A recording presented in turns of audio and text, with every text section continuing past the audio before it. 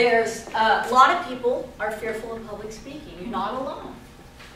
People, like I said they're more fearful of public speaking than they are fearful of death. It's really can be a debilitating thing. It can prevent you from doing a lot of things, you know, and it can prevent you from reaching your goals, you know, moving on to that four-year university because you're afraid to take a public speaking class. And so what we got to do is and this is in your textbook too. It's not just something I'm making up. But there's a term in communication called cognitive modification. Who knows what cognitive means? Thinking. And what does modification mean? Change. Very simple. Change your thinking, right? So what we tell ourselves is really, really powerful. I talked about that the other day. So you need to start critically examining your own thought process. What are you telling yourself, particularly about this class? And you know what it tells us in the textbook? A good way to do this is to journal. If you're really fearful, go home and write down your thoughts about this class, especially if they're negative. And then you go back and look at those, what you've written down, and say, you know, are those accurate? Is that information accurate? If it says, I'll never be good at public speaking, is that true?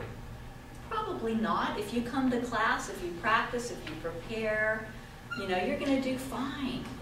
So journal, write down your thought process about this class, and then go back and replace the negative thoughts with a positive one. Because thoughts are really powerful. And we talked the other day about it. Your thoughts can create all those physical symptoms that you have. You know, the butterflies in the stomach, the jittery hands, the voice that quivers a little bit, the sweaty palms, all that. So you'll feel much more confident if you start giving yourself more empowering messages. So get in the habit of doing that, focusing on what you're telling yourself, your self-talk. So cognitive modification is a fancy term for self-talk and changing your thinking, replacing your negative self-talk with more positive thoughts. So that goes a long way. People ask me the #1 thing they can do to help to minimize their anxiety of public speaking. I would tell them to analyze their thinking, their thought process, and start replacing that negative self-talk with positive self-talk. It's not just some mumbo-jumbo. It's exactly what's in the textbook. But they call it a fancy term in the textbook. They say cognitive modification. So change the way you think about public speaking. Any other fear you have in your life or you're dealing with, just analyze the way you're thinking about that. I told you the other day, a great book. Some of you that are extremely fearful, I've had students that basically had to be on medication to be in this class. They were so fearful. But the one I would recommend that you would read, the book, Feel, F-E-E-L, The Fear and Do It Anyway by Susan Jeffers. Feel the Fear and Do It Anyway by Susan Jeffers. Very powerful book. Helps you to put your fears in perspective, gives you great strategies on how to deal with it. One of the main things that she says, you know, is face the fear. The only way you're going to do it is to do it. And we talked the other day about worrying about what other people are thinking about us. When we're up here, all eyes are upon us, we're worried about being judged. We don't have control over other people. In fact, there's another good book out there that said, the title is, What You Think of Me Is None of My Business. Because we have no control. We shouldn't be so concerned about what other people are thinking. We have absolutely no control over other people's thoughts. But what we can control is our own thought process, what's going on in our internal dialogue. So you have to change what you're telling yourself. That's the #1 thing. Replace that negative self-talk with more powerful one. Tell yourself, I'm competent, capable, and confident. I can succeed. If I practice, prepare, research, come to class, I'm going to do well. So it's going to really change your experience in this class. Another good technique to help to deal with fear is called visualization. And some of you that are athletes might already be familiar with this. There was a study done a while back with basketball players. And during this study, they divided this team of basketball players into 2 groups. And one of the groups actually went out and practiced basketball. They actually went into the gym and practiced. The other one did not set a foot inside the gymnasium. They went into a room and they sat and visualized themselves making the shot, performing well. When they got back together, the statistics showed that they performed equally as well. That the visualization was just about as effective as people actually out there practicing. And so when you're practicing your speech, visualize yourself doing well. Practice seeing yourself up in front of the class, seeing smiling faces, delivering a very competent speech. Now, my husband and I try to play golf. We don't play really well, but we play golf. And when we first started playing, it was awful. We weren't having any fun at all. We spent more time in the bushes looking for this little white ball than we did, on the fairway. And I said, I don't even want to do this. This is no fun. We spend all our time here in the bushes.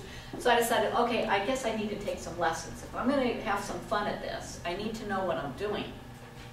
So I went over to the Brentwood Golf Course, and I had a few lessons.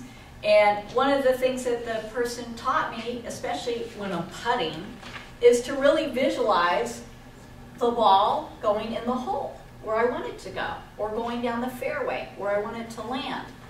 And so I started practicing and then thinking about it, visualizing what the end result, where I wanted the ball to end up, and my game improved dramatically.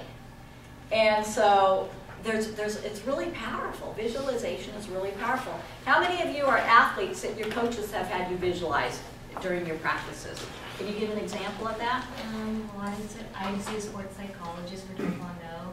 Oh, good. That's a good example. Yeah, and she had us do this meditation thing where we all laid down and visualized our fight and what we were doing and stuff and who we were fighting. Mm-hmm. And then she had us go into the other room to practice it, practice our fighting, and we did better.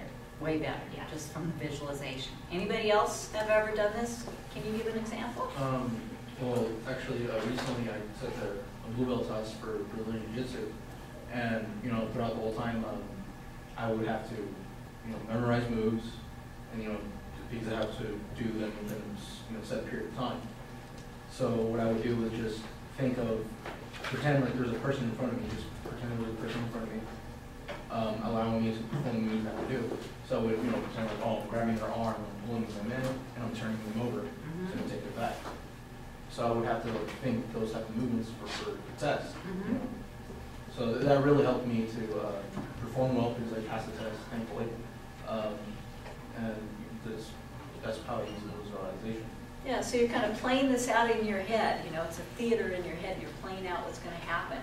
So when you're thinking about getting up here in front of the class, play it out in your head. See yourself walking confidently up to the podium. See yourself up here relaxing, taking a deep breath. See yourself, delivering your presentation, acting confident, making eye contact. And then when you actually get up here to do it, it'll feel much more natural and you're more likely to do well. So those things are really powerful, and these things are all in your textbook. Like I said, I'm not just making these things up. These are actual techniques that you can use to help to manage the fear, because I don't want to lose any of you because of fear. I want you to stick in this class and hang in there. Okay, so those are some of the techniques that you can be working on and practicing this weekend. So